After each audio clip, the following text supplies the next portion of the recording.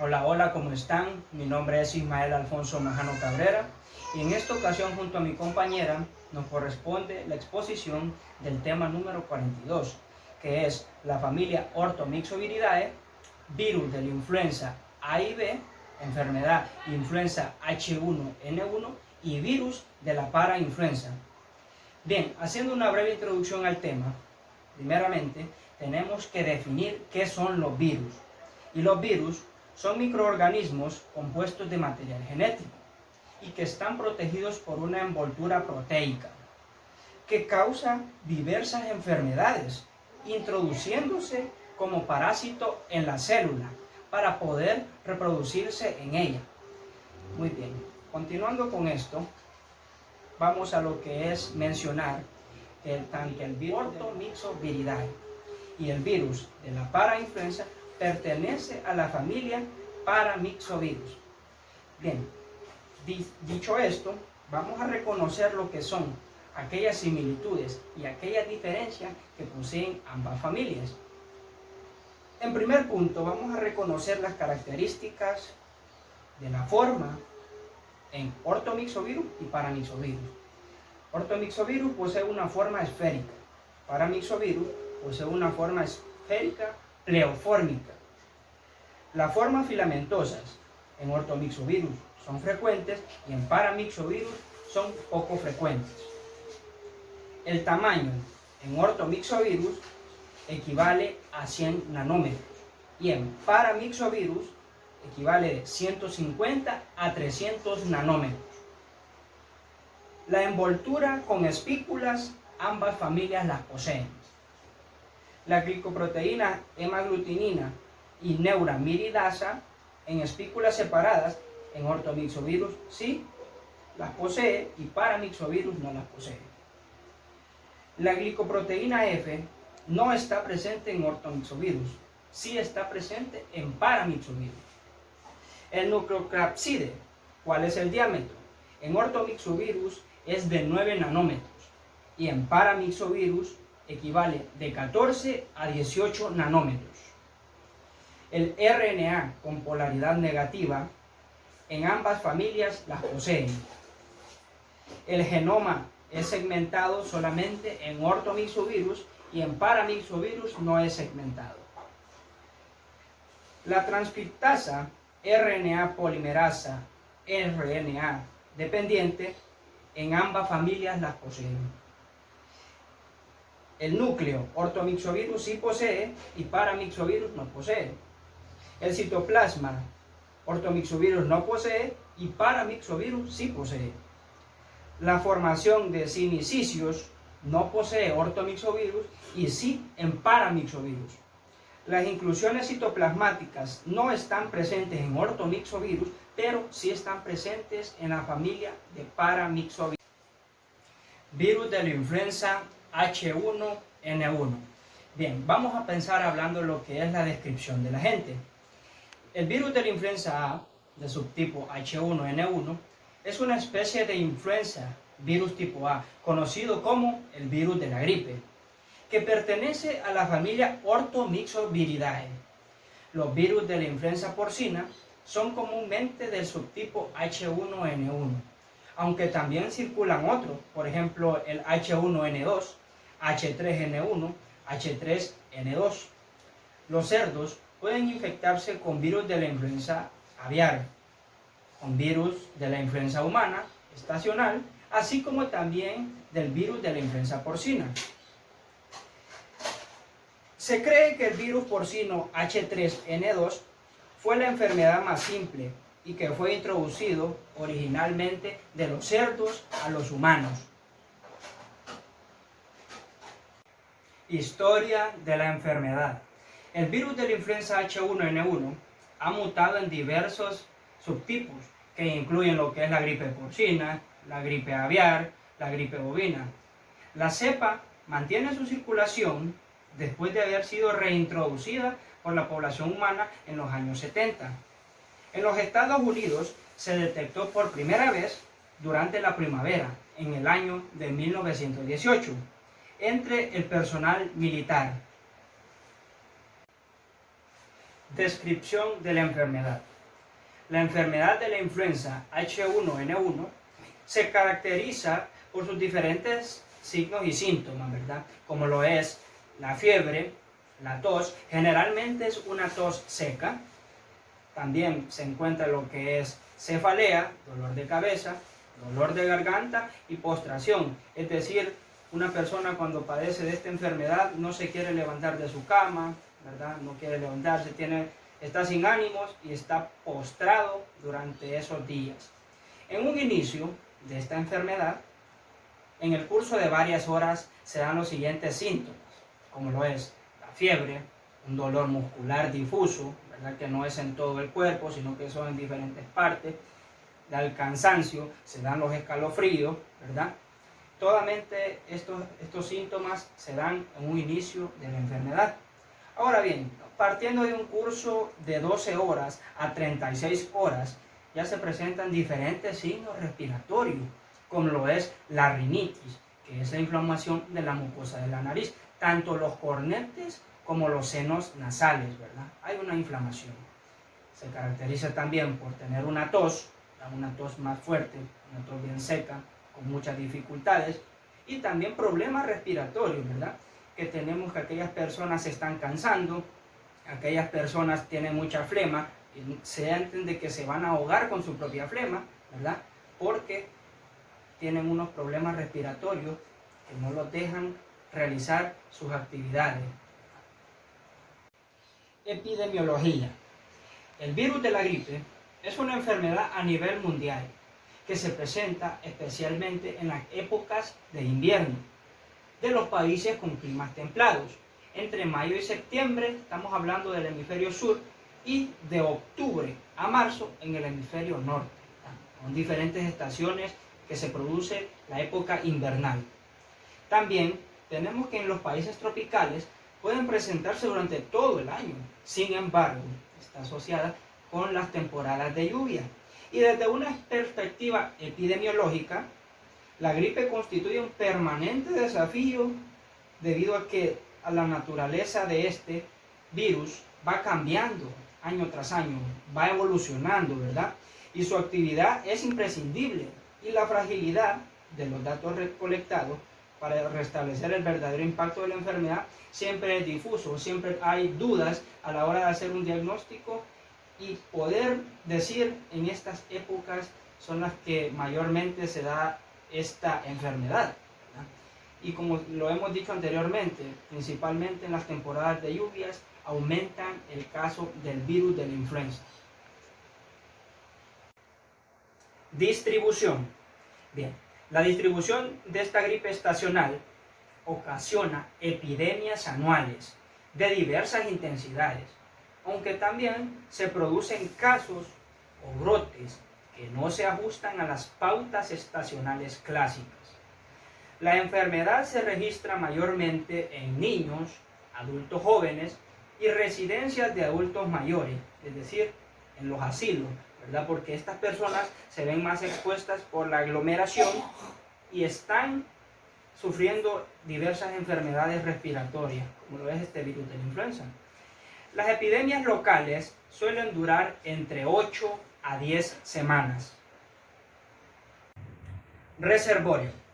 Basado en aquellos estudios científicos investigados de este virus de la influenza H1N1, han existido lo que son diferentes reservorios. En este caso tenemos 3 animales, como lo es el cerdo, el caballo y la foca. El periodo de incubación. La influenza H1N1 tiene un periodo de incubación en promedio de 2 días, con límites de 1 a 4 días. Periodo de transmisibilidad. En esto intervienen todas las vías de transmisión, ¿verdad? Como lo que es las pequeñas gotitas de saliva, los núcleos cuticulares y el contacto directo. La importancia relativa de cada una depende de las circunstancias presentes en el momento determinado en los adultos. La excreción del virus y la probable transmisibilidad alcanzan su nivel máximo en los primeros 3 a 5 días de la enfermedad. En los niños pequeños, la expresión del virus se prolonga de 7 días hasta 10 días. Patogénesis. Los virus de influenza tienen predilección por las vías respiratorias y es poco común que se detecte viremia. Se multiplican en las células ciliadas del epitelio respiratorio, lo cual conduce a anormalidades funcionales y estructurales ciliares. Esto ocurre por desactivación de la síntesis de proteína y ácido nucleico en las células afectadas, la liberación de enzimas hidrolíticas lisosómicas y descamación de las células epiteliales, tanto ciliadas como productoras de moco. De este modo existe una interferencia sustancial con los sistemas de depuración mecánica de las vías respiratorias. Con respecto al cuadro clínico, en general el inicio es abrupto y los síntomas se desarrollan en el curso de unas cuantas horas. Incluyen fiebre, mialgia, cefalea y escalofríos ocasionales. Luego de 6 a 12 horas, la enfermedad alcanza su máxima intensidad y se desarrolla una tos seca improductiva. Los datos agudos persistentes, a veces con empeoramiento de la tos durante 3 a 5 días seguidos de mejoría gradual. Aproximadamente una semana después del inicio, los pacientes se sienten mucho mejor. Sin embargo, es posible que exista fatiga, debilidad inespecífica y tos, como problemas persistentes o molestos durante 2 a 6 semanas adicionales. Al periodo corto de incubación le sigue una enfermedad aguda con tos seca. Existen esencialmente 3 maneras en que la influenza pueda provocar la muerte. La primera es una enfermedad subyacente con descompensación. Los individuos con reservas cardiovasculares o pulmonares limitadas pueden sufrir un compromiso adicional por cualquier infección respiratoria. Así están en particular riesgos ancianos y aquellas personas de cualquier edad con enfermedad cardíaca o pulmonar crónica. La segunda es superinfección. La superinfección puede conducir a neumonía bacteriana y en ocasiones a infección bacteriana diseminada. Y número 3, progreso rápido directo. En una situación menos común, pero el progreso de la infección viral puede conducir a neumonía viral abrumadora con asfixia. Este fenómeno se observa más a menudo en pandemias graves, como por ejemplo la gripe española de los años 1918 a 1919, que produjo muerte fulminante a soldados jóvenes y sanos. Diagnóstico de laboratorio. Durante la fase aguda de la enfermedad, los virus de influenza se pueden aislar con facilidad de muestras de las vías respiratorias, como frotis nasofaringeos y faringeos. La mayoría de las cepas crecen en cultivos primarios de células renales de mono y pueden detectarse a través de hemaglutinación. El diagnóstico serológico es de considerable utilidad en un sentido epidemiológico y en general se realiza al demostrar un aumento de 4 veces o más en los títulos de anticuerpos de inhibición de hemaglutinación en muestras de personas en estado agudo o convalecientes obtenidas con 10 a 14 días de distancia. Diagnóstico diferencial. Debe establecerse con otros agentes que afectan el tracto respiratorio como son virus sincitial respiratorio, adenovirus, parainfluenza, rinovirus, Mycoplasma pneumoniae y coronavirus. El diagnóstico es inicialmente clínico. Los datos que más orientan son la fiebre elevada de inicio abrupto, gran ataque al estado general, cefalea, mialgias y escalofríos. No obstante, la sensibilidad y el valor predictivo de estos criterios y diagnósticos pueden variar dependiendo del grado de circulación de otros patógenos respiratorios y del grado de la actividad de la influenza. Tratamiento.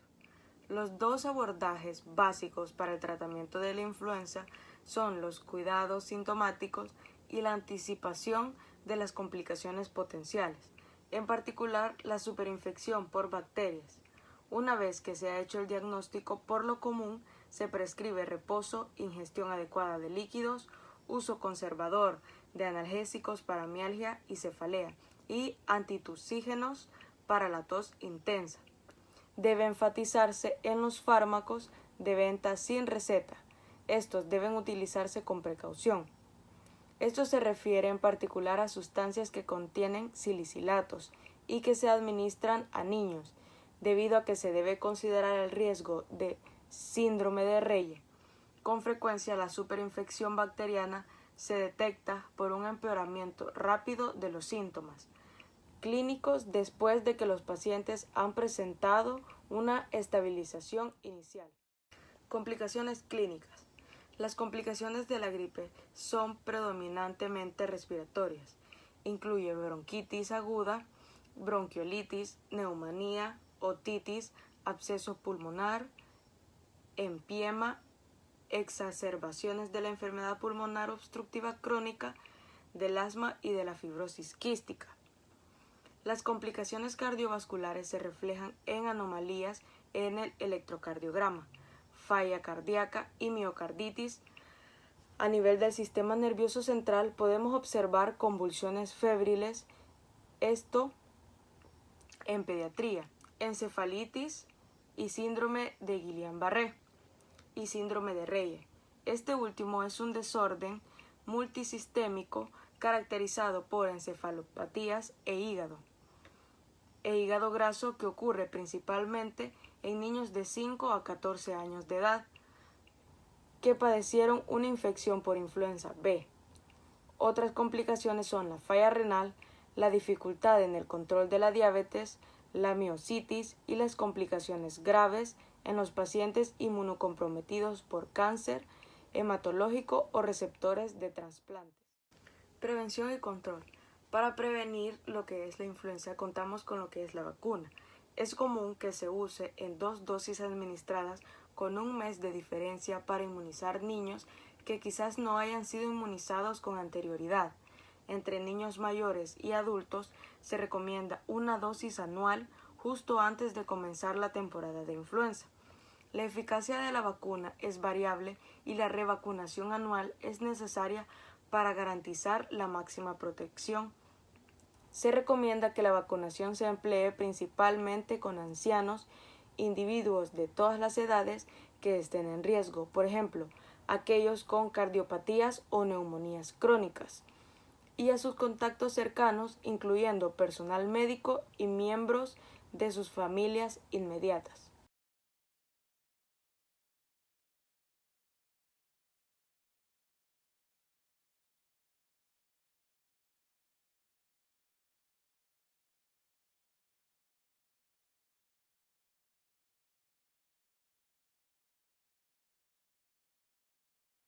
Virus de la parainfluenza.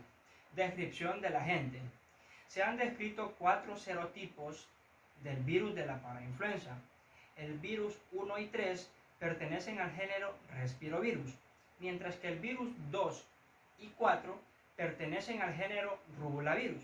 Bien, empezaremos hablando del virus de la parainfluenza tipo 1. Es la principal causa de croup agudo, croup o mejor conocido como laringotraqueobronquiolitis. Es una enfermedad respiratoria que se desencadena usualmente por una infección viral aguda en las vías respiratorias superiores. Usualmente se da en lactantes y niños pequeños, pero también causa diferentes enfermedades leves como insuficiencia respiratoria, faringitis, traqueobronquiolitis, y esto se puede dar en todas las edades. Tenemos el virus de la influenza tipo 2, que este es de una importancia ligeramente menor que el virus de la parainfluenza tipo 1 y tipo 3, y este se ha asociado con croup, principalmente en niños con insuficiencia respiratoria y enfermedad respiratoria inferior aguda. Estos brotes del virus de la parainfluenza tipo 2 suelen ocurrir en otoño. El virus de la parainfluenza tipo 3 es la principal causa de enfermedades respiratorias graves de las vías respiratorias inferiores en lactantes y niños pequeños. A menudo esto puede causar lo que es bronquitis, neumonía y croup en los niños menores. Tenemos el virus de la parainfluenza tipo 4, que este es el menos común del grupo en general. Este se asocia solo con una enfermedad respiratoria superior leve. Historia de la enfermedad. Los virus de la parainfluenza, mejor conocido como el virus paragripal, fueron aislados por primera vez en 1956. Son un conjunto de paramixovirus de unos 100 a 200 nanómetros de tamaño, con un núcleo cápside de 18 nanómetros, que representa en la envoltura dos glicoproteínas, la hemaglutinina y la neuramidasa, con actividad hemolítica y de fusión celular.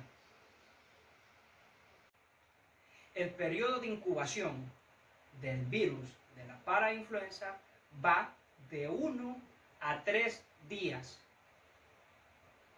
Con respecto al diagnóstico, se realiza por métodos directos. Aquí podemos encontrar lo que sería el aislamiento del virus en cultivos celulares o detección de antígenos.